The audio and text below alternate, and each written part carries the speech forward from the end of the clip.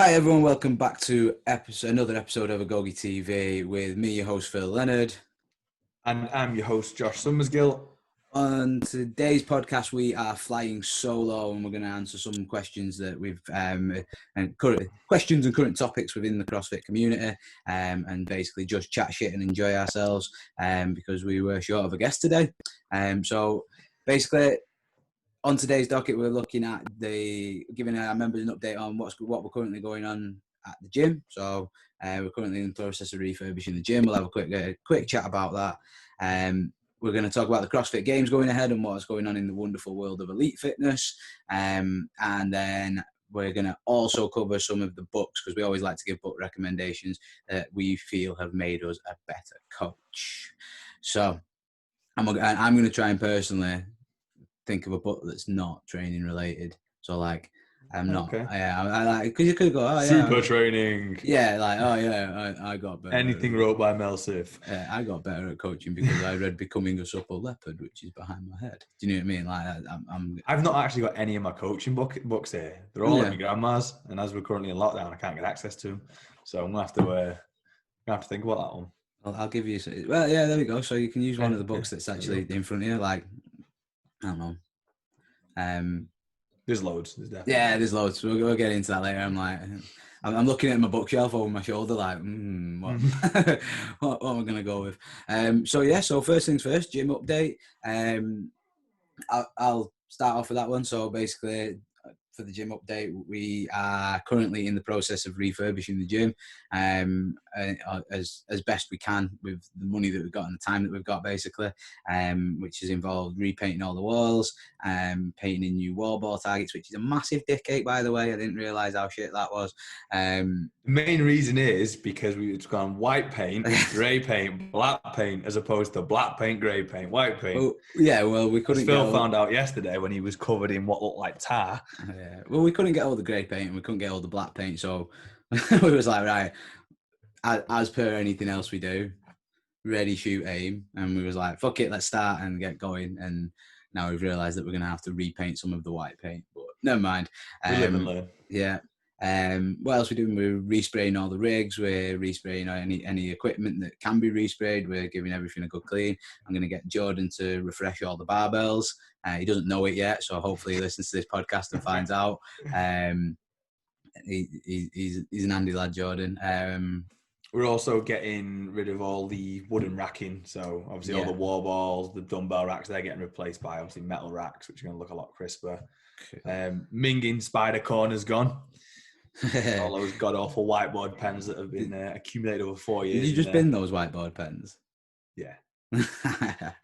Because when I grabbed a handful of skeg, there was just sort of like pens sticking out of it.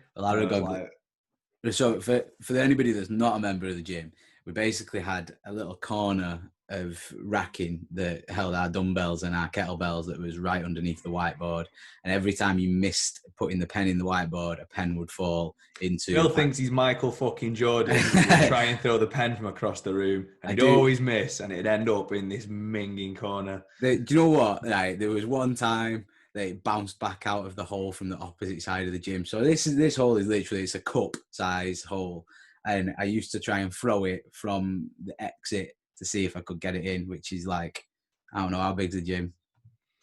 It's big enough. It's big enough to know that you're not going to get it in when you throw it.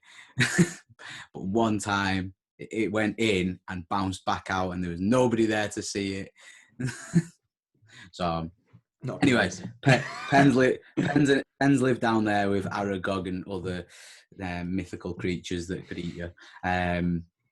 So we cleaned that out, and every time something went into Spider Corner, it was pretty gross. But, that's no longer there because we're going to be a cleaner, better gym when we reopen. That's the important thing. So loads of good stuff happening. Hopefully there's going to be more good stuff happening, but that all depends on just financial situations and things that go on over the next few weeks. Obviously, we've got a priority is reopening, not spending all our money on pretty things. So. Which is a shame because I like pretty things. But yeah, so that's the gym update. That's where we're at with the gym. It's currently upside down. It's absolute state, but Awful. doesn't look anything like a gym. But we've done it before, and we know, so we know it'll look crisp and good when we get back open. As for opening dates, I think we're still operating off the 4th of July because that's the date that the government's give us, which I know is not what people want to hear.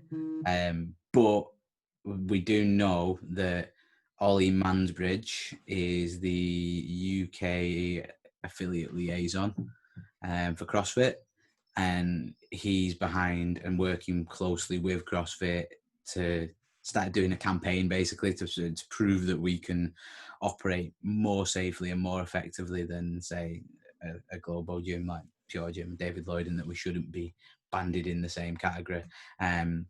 There's also, as well, if anybody's bothered enough and wants to go and Google it and find out, there's also some surveys out there trying to prove, I've seen them posted in the UK Affiliate Owners Group, trying to prove that basically because we do CrossFit, we're healthier and we're at less risk.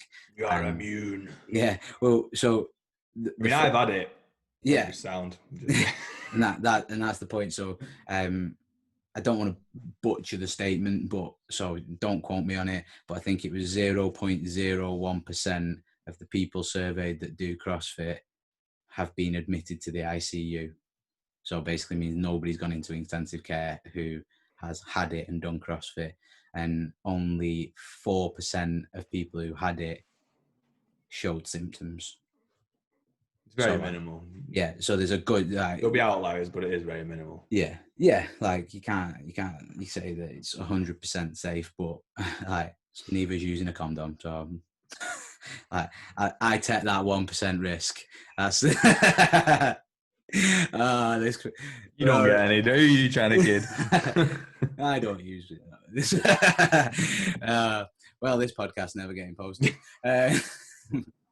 But yeah, so the good news is there is people out there working towards trying to get us open earlier, and we plan on being ready as soon as possible. And again, we're working towards different things like getting, if we can open in a very small group basis, like a 1-to-1, 2-to-1 sort of situation, then we'll certainly do that. And like I say, we'll get the gym open in some way, shape or sort of form as soon as possible and as soon as it lets us. I did see a good idea the other day, though. Actually, I'm not saying we're going to do this by the way, but I did see a good idea that a couple of gyms are doing the inductions. So they're doing inductions either online or in like parks and stuff. I know, like PVC pipe and 1-to-1, like, because obviously that's allowed. I was like, oh, that's not the worst idea in the world to have some members ready to join when you reopen, is it? Yeah, definitely. So we'll add that to the discussion list for later. Plus, it'll give members something to do. Yeah, exactly. Absolutely. He's bored. Yeah, so that's all I can talk. That's all I can say about the gym at the moment. It's the only updates we've got. But basically utilising the time that we've got, aren't we? And obviously, we've got this opportunity where the gym has been closed for a number of months that we've never had. So make the most of what we've got. Yeah, and having done it this way, like we've previously discussed, saying like, oh, we'll just close it down for a weekend and it'll all be great. And yeah, we might have had a few more hands on deck and stuff like that if we'd have done that. But I'm so glad we didn't try and do it in a weekend, because it'd never have been done. Not to the standard that we want anyway. No. But yeah, like I say, fun times, painting and that again, which I promised I'd never do, but yeah.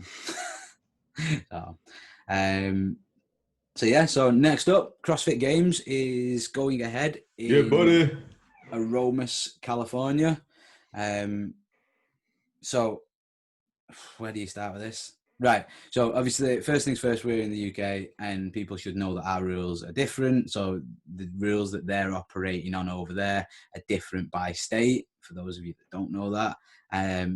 So what makes it so that we now know that it can go ahead is the governor of California is allowing sporting events and gatherings of up to a certain amount, which the CrossFit Games are going to be able to accommodate. The rules are slightly less strict in Aromas because of they basically take it on a case-by-case situation. and Aromas is pretty much spread out. So the population density is really low, meaning that obviously infection rates are really low. Yeah. So they basically, Dave Castro, the director of the CrossFit Games, has previously run events at the ranch. So if any of you remember was it 2010? 2010? No, it wasn't 2010. 2010. No, sorry, 2010 was the first year at the StubHub. That's 2008. Yeah, 2008. Sorry, 2008 CrossFit Games, and 2007, 8, and 9 were all CrossFit Games at the ranch. That was back when me or Josh could have just like got on a plane, showed up, and been able to play. So lots have changed since then. But there has also been throwbacks to that. If you remember the documentary where Fraser does the trail run and Sam Briggs does sprint for Kowski, which is like about decade of fitness, that one, I think. Decade of fitness. So you can look back and see some of the events from there. And like I say, they have previously ran a couple of days of competition from Aromas, so it is doable. It's not like we're looking at, oh well, they're throwing it together in somebody's backyard, which is what it sounds like they're doing. So what are going to be the main differences for people? So obviously, if you watched the games last year, there was masses of people. There's all the different divisions, all different categories. What's going to be sort of like the main obvious differences this year? So spectators is probably going to be the first one. There's not going to be spectators in as far as I'm aware in any way, shape or form, but they have committed to a live stream, so we will be able to watch it. I don't know where that live stream is going to be. Facebook, YouTube. I might find. I'll do my best. Pray for YouTube. Yeah, YouTube's better. I'll do my best to find out more this week. Or go back and check out our pal Sean Woodland podcast. They've just released a podcast talking about it that I've not listened to yet, and that is basically where I get most of my information from. So yeah, check them out. Or the Morning Chalk Up. They always have good information on these things. They've got the finger on the pulse as such. You will also notice that there's no like last year you couldn't see the age groups either, so there won't be much difference in that for us watching from afar. But the age groups are not being held in Aromas or the teams. So it's just the individuals. Just the individual. It's the top 30 men and women in the world. And how have they done that? So obviously you can normally qualify through sanctionals and like 1,000 different routes. Yeah, they've changed it up this time, haven't they? Yes. So you can, if you are qualified via a sanctioned event. No, it's already been done. Yeah. So let me tell you. So basically, the first things first is they got rid of the national champs as well. So no, there's no national champs this year. It's just the top 20 in the world getting. So even if you were the fittest in whatever country. Yeah.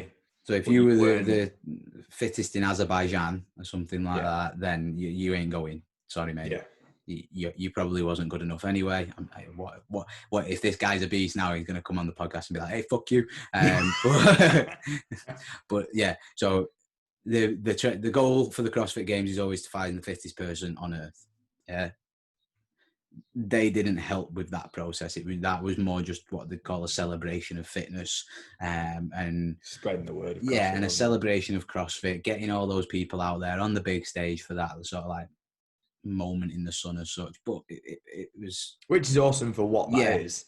Just obviously it's going to be a little bit different now. And I've said on previous podcasts, I would still like to see that. Yeah, I just think that, and going forward, I'd still like to see that. But I also don't think that their place is with the elites. Yeah, like I don't know. You might get another outlier that can beat Matt Fraser on a run, for example. But as soon as you throw snatch and clean and jerk in there, or any sort of gymnastics, they're screwed. You only have to look at the first workout from last year, don't you? Which was a beautifully programmed workout. Like it was heavy enough for me. It was a good enough workout for me to look at it and go, yeah, I can't do that.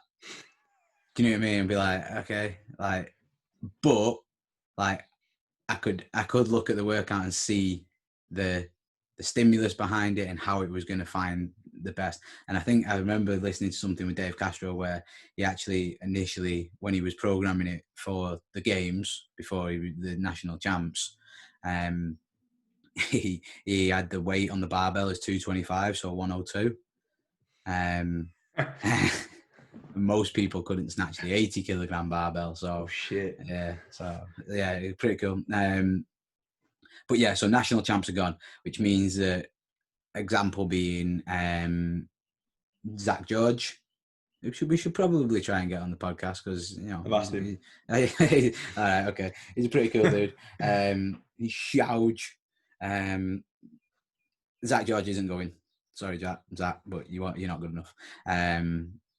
Which is the end of the story, really. He wasn't good enough to make the top 20, so you're not going to the CrossFit Games. I think it's cool having the national champion race because it makes some things interesting. But in regions like ours where... So am I right in saying Zach George isn't going, but David Sharunki is?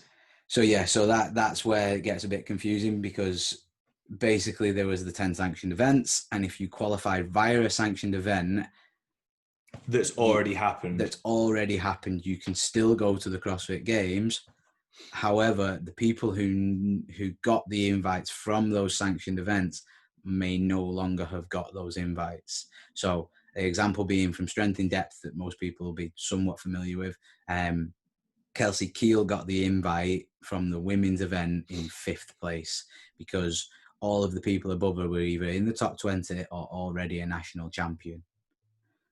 Kelsey Keel's an American, so it's pretty tough to win that national champion race. She's definitely fit enough to be up there. But her event, her placing basically gets passed to somebody above her now because one of the national champions above her has no longer got an invite, so they will get her spot. Right, okay, yeah, that makes sense. Yeah. So that's the state of play.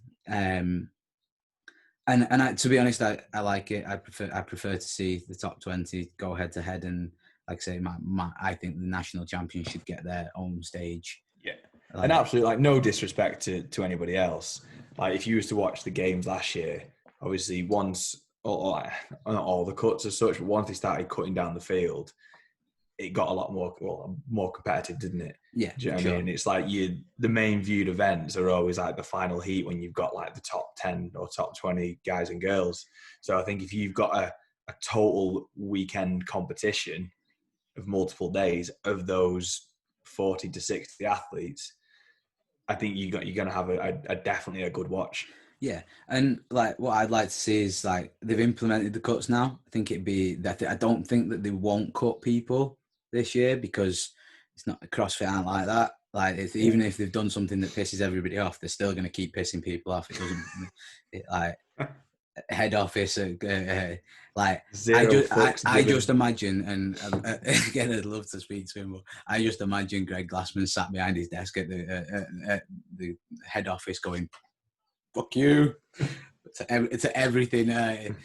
I'm going to argue with this. I will do what I want when I want because I can. So yeah, I just it's been said before. He likes to be in control and control his company, and that includes the CrossFit Games. So it might not necessarily be the best choices for the sport. What happens, but we've probably got to remember that the sport is not Greg Glassman's priority. No. I think he appreciates it, and I think he enjoys it, but he doesn't like the fact that it's more prevalent and people are more conscious of the sport. He doesn't want when the word CrossFit comes to mind for you to think of the games, does he? Yeah. He wants the health side of it. Which is fair enough. That's his vision. That's his vision. If like I say, and personally, from a gym perspective, I think that's brilliant, and that should be the way it is. Because as much as I love talking about CrossFit Games athletes, that's not what it's all about. Like you're not. I mean, I am currently helping 0 Games athletes. Do you know what I mean? But at the minute, even after COVID, we're still helping 60 plus, like regular people who have a job and have to go to work and deal with sitting in chairs and trying to not eat fucking cake after every meal and all the rest of it. You know what I mean? Like it's the normal people that we're here to serve. Yeah, I mean, if more the there's CrossFit health side of it, definitely. yeah, but if there's any games athletes out there, Yeah. so yeah, yeah. So it's going ahead. It's in Aromas. I think you might see a difference to some of the events as well. So like they've obviously not got the capacity that they had at Madison. So like you had the big sprawling events that like people are running around places and doing hay I mean, bale to be jump fair, they've got a overs. lot of land. So in 2016 as well, they did, what was it? Was it a 7K run or a 5K? One of the two. 7K, yeah, they did Big 7K. trail run. Yeah. Obviously, they've got a lot of space up there. I don't think Rogue are going to be too shy about putting some like enormous rigs up. No, yeah. So they've still got the access to get. I think it'll be good, and I think you'll see. I think Castro will put some interesting workouts together because obviously he's got a bit of a different space to work with, hasn't he? Yeah, well, I believe he's programmed them, so I believe Right. he knows what they're doing. I've heard that, and I believe he's one of the things that, it'd be wrong if he didn't. He's going to educate people on the history of the CrossFit Games. Yeah. So I think we're all going to see a snatch ladder, because there was the 1RM snatch at the CrossFit Games way back when, and the Some highest ring muscle ups. Yeah, what was the highest female weight? Like 60 kilograms. And now you've got like I think so. Yeah. Yeah, and it was like a power snatch or something, and now you've got like Cara Webb who's snatching 105. Like, do you know what I mean? So, there's obviously, you've seen some of the stuff that they've done before that they've thrown back to events at the games, like the deadlift ladder, the sprints up the hill, like It's a good event. Yeah, exactly. So especially straight after the run, yeah, get Sam Dancer, just run 5K or 7K on warm, like. But yeah, like I think you'll see some history of the CrossFit Games, and I think it is a good opportunity for them to promote, like you say, the CrossFit health aspect of it, because because those people that were competing back in 2007, 2008, whatever it was, they were just throwing down with their friends and being healthy like the rest of us. You drinking beer? Yeah, yeah. They Between workouts. Yeah, they had a beer and a pizza at the end of the workout. Like, that's how far the sport has come. I mean, I know they still have beer and pizza at the end of the games because it's a thing in it. It's like a tradition that they have. But I think you will see some old events come back with new twists to like, because again, with the testing that we're testing, like I'm helping, the testing for the fittest on earth. It's like I feel like that guy that sits at home shouting at the referee on the TV. Do you know what I mean? Like, I think you believe you're that involved anyway. I'd love to be that involved. Become what you believe you are, lad. I know, yeah. But yeah, anyway, so yeah, I'll just be sat at home shouting at the TV. But yeah, I think testing for the fittest on earth, and they can no longer test for the fittest on earth by doing a 1RM snatch with 60 kilograms, can they? So it's way surpassed that. But yeah, so I think it's definitely going to be interesting. Definitely worth a watch. Yeah. So if anyone doesn't know, when is the games this year? I don't know. I'd have to look. Let me check. I'll double check for you, because I think it's been moved to sometime at the end of July. Right. As it was originally. Hit up the morning chalk up. That's how I do these things. Do you think we're going to see it open this year? Oh yeah, I think we'll roll straight in. Do you reckon? Yeah, straight into October.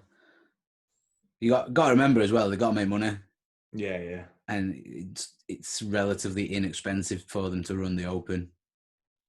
So even if only 50% of the people that sign up to the open from last year sign up, yeah, like let's face it, if me and you need to run a competition at the gym and we've got to run it with half the people that we would do normally, and it's still going to turn us a profit, well, we're still going to run a fucking competition at the gym. Yeah. Do you know what I mean? Like, the only time that would become not doing that is if the quality of the competition was going to be severely affected. Absolutely, yeah. Or we weren't going to make any money. Yeah. Because it's a business. And I know some people forget that it's a business, but it is. I can't find it. Back end of July we'll go with. Yeah, back end of July. Keep an eye on it. But yeah, back end of July.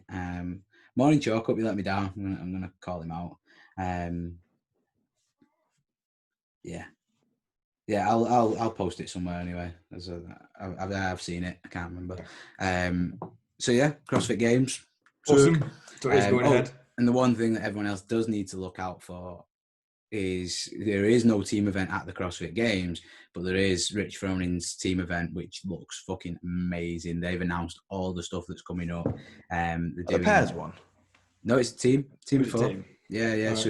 Right, So the way they've done it is like they've basically announced a draft where you're going to do a seeding event, and basically, so oh god, how do I explain this? So basically, there's the 10 teams that have already qualified to the CrossFit Games have been invited, and I think all of them have said yes, because again, Tennessee's not really in lockdown anyway. So each team, other than Rich's team, two teams, sorry, are going to compete for their seeding. Now, if they're your number one seeding, you get to pick the workout and where it falls within the week of the team event. Oh, sick. So you do it. So you basically, so Rich is going to program a load of events, like an online qualifier style events. The teams are going to have to take part in those, and then each team will be given like slots to pick in like a draft.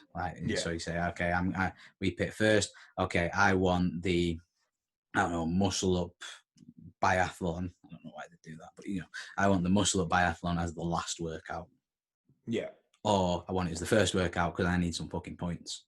Yeah. Do you know what I mean? So there's some strategy in it. It's pretty cool how they're doing it, and he's pretty much outlined the whole thing, and you can check it out on the CrossFit Mayhem Instagram page, and they just like it's why I'm looking forward to that more than the games, because I know what's coming. I'm like, that's going to be sick. Yeah. I'm going to get to see some of the fittest teams go out and crush it. And when's that? No idea. Told you, CrossFit Mayhem Instagram. I don't know. So watch out for that as well then. Yeah, I actually don't know whether they've announced the exact dates, but they've announced what's happening. Okay, sick. And it won't clash with the CrossFit Games because it is a CrossFit sanctioned event. Yeah. So there's talk of it being the new affiliate cup. But awesome. Who knows? Yeah, and then there's age groups and stuff that are going to be on other channels and stuff, and they've got a couple of events coming up. But unfortunately, not enough people watch the age group, so I don't know much about that one. So yeah. Anyway, right, I think that covers everything. Yep. Yeah, smashed it. Right, books that made you a better coach. Go on, Josh. I'll let you go first because I've done all the talking so far. I mean, so far, you all the talking anyway. Yeah, that's what I mean. I don't know, because based on what we said before, I'm trying to go a bit sort of not like a technical textbook. Do you know what I mean? I don't know of any technical textbooks that's necessarily made me better though. Like they might have improved my knowledge a bit, but it's not necessarily made me a better coach. So like a book that I loved was Thomas Myers' Anatomy Trains.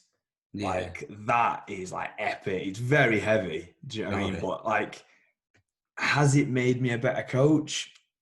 I'd probably go off what you said again. Like, yes, it'll improve your knowledge base like a lot.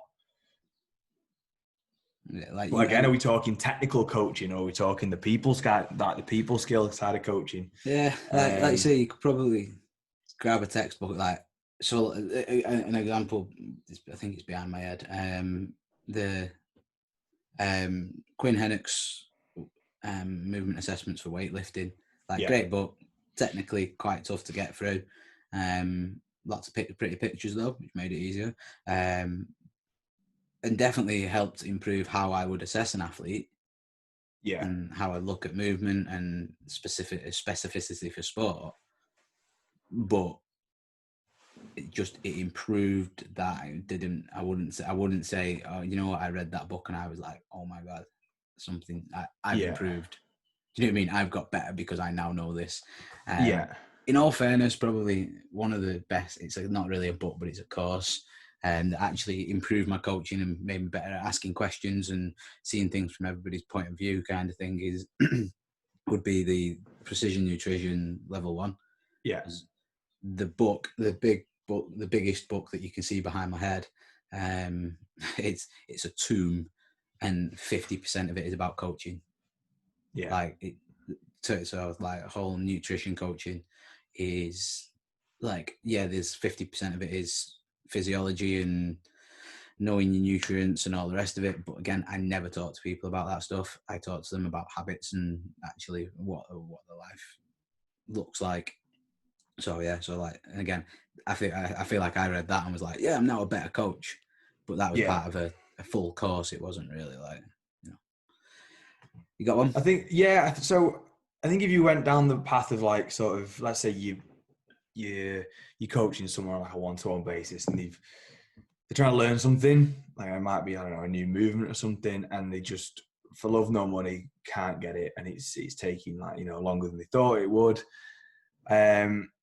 I think then you've got to tap into sort of like the mental side of things as opposed to the physical. And I think it's only when you read things like, again, like really obvious, like Mindset by Carol Dweck. You've got, what else? Like the Standard One Obstacle is the Way, things like that. And it's the whole, like, you can communicate with people better in terms of, look, yeah, you can't do this right now, but if you believe that you can learn how to do it, then, you know, you're going to do it. Do you know what I mean? Everyone's capable of doing it at some point. It's just how long it takes. And as opposed to going, oh, fuck this, I can't do this. It's like, that's helped me sort of speak to people and sort of like, not persuade them as such, but almost convince them that, yeah, you can do this. Do you know what I mean? It's and not, obviously, it's what you learn in them books and like how you communicate with people. Do you know what I mean? Yeah. The conversation's not, it's not if, it's when. And, absolutely, yeah. And like you say, and I would say for me, like I always joke about it, and I talked about it on the nutrition call the other day, but the Mindset is a great book, and then like a complimentary book to go with that is great. Mindset's by Carol Dweck and is it Angela Duckworth? Duckworth, yeah, great. But I always joke that you need grit to finish the book, which it's dead good until like the last chapter, and then it took me like a month to get through like 10 pages. So don't let me put you off by saying that it needs grit to get through the book. But yeah, they're both like what Josh was saying. Those two books. Like another good one actually that I finished not so long ago is called Essentialism by Greg McKeown. Is it? Hang on. This one. Yeah, I've seen that. I've not actually read it, but and it's basically about like essentialism being that less is more. So if you're trying to get a point across to somebody, or when you're coaching somebody, keep it simple. Yeah. Do you know what I mean? Like people, like 9 times out of 10, clients, members, they don't care about the anatomy or like the physiological adaptations. Do you know what I mean? They want a simple solution of how to get better. You provide them with that, everyone's a winner then. Like, don't necessarily baffle people's brains. Do you know what I mean? They know how intelligent you are. They know how good you are. Because if they didn't, they wouldn't be with you. Wouldn't be there in the first place. Exactly. Yeah. Yeah, and again, like I've not read that specific book, but then there's loads of books that sort of. I think there's probably a group of books that you can probably pick out like that, can't you? Like you say. Yeah, absolutely. Mindset, great. And I don't know whether any one book would be like, you must read this one because it will make you a better coach. But yeah, like I think reading all of those, and do you know one that is quite relevant at the minute is George Grove's book. So George Grove was Michael Jordan's personal trainer. Right. And obviously he's in The Last Dance on Netflix, because we can't do a podcast without mentioning it. But I read his book way before anything that crop that I'd seen that. And again, like just to give it an honest assessment, like the book gets a little bit repetitive, but like the message is solid, and they talk. He puts everything into terms that you can understand, and he makes everything very simple. And he's just like, if you want to be the best, like you have to be relentless. Yeah, you know what I mean, you have to, and again, he goes through different scenarios and situations that top athletes that he's trained, Michael Jordan, Kobe, like all those people, their attitudes and the way they attack things, like is pretty awesome. But again, he doesn't just say like, oh yeah, well, to be the best, you've got to do this. He also says like, well, if you want to be kind of good at something, well, this is the attitude that you need to take as well. Yeah. You know what I mean? Whereas if you want to be shit, then this is going to be your attitude. So you can see good comparisons on each one.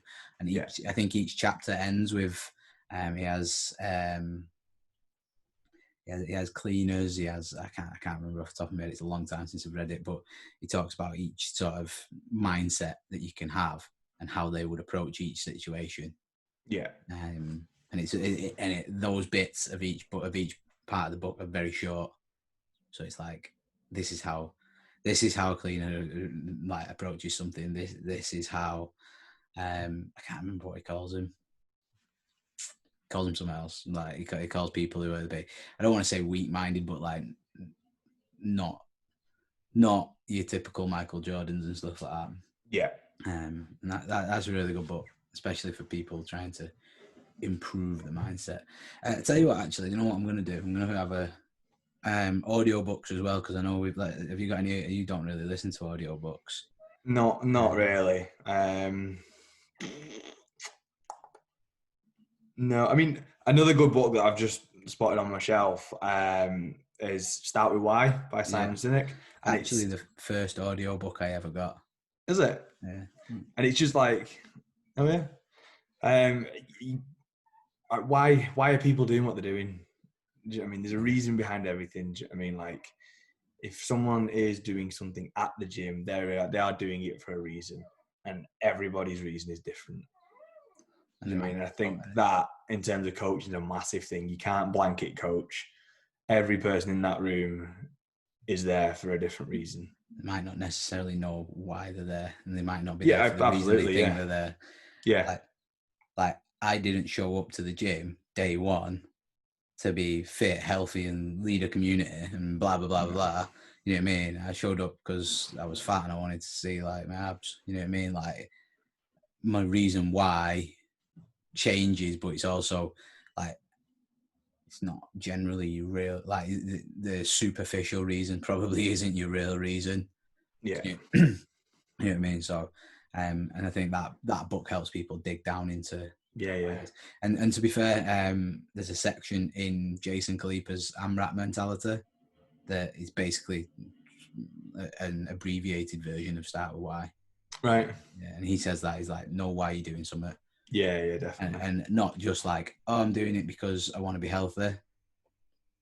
Like, if everybody who come to me as a client has just said, I want to be healthy, was now super healthy and fit, I would be a millionaire trainer sitting in the Hamptons. Yeah. Do you know what I mean? But it's not the way that like people come in and they're like, I want to be fit or I want to be healthy. And you're like, okay, why do you want to be fit and I want to be healthy? Well, I want to be fit and I want to be healthy because of, I don't know, I want to be able to run a 10K. Okay, well, why do you want to do that? And you keep digging down, you keep asking those questions, and eventually you're like, well, I want to be able to do it because I want to still be able to run around with my kids when I'm in my 60s. Yeah. You know what I mean? I want to still be able to play with my grandchildren, blah, blah, like whatever that might be. And like, that's the real reason why they're there. Yeah. You know what I mean? But they come in and going, I want to be healthy. Like, yeah. And that's a really obvious example. And I'd like to say I know that my reasons are as good as that, but they're not. Like, do you know what I mean? Like, I just like to throw down with my mates, and you know what I mean? Like, but you know, again, no, it keeps me going. Do you know what I mean? Yeah. What gets you to show up every day is probably a good reason why. Any other books? Yeah. So audiobooks wise, I've got a shit ton. I saw yesterday I've actually got 57 audiobooks now. Right.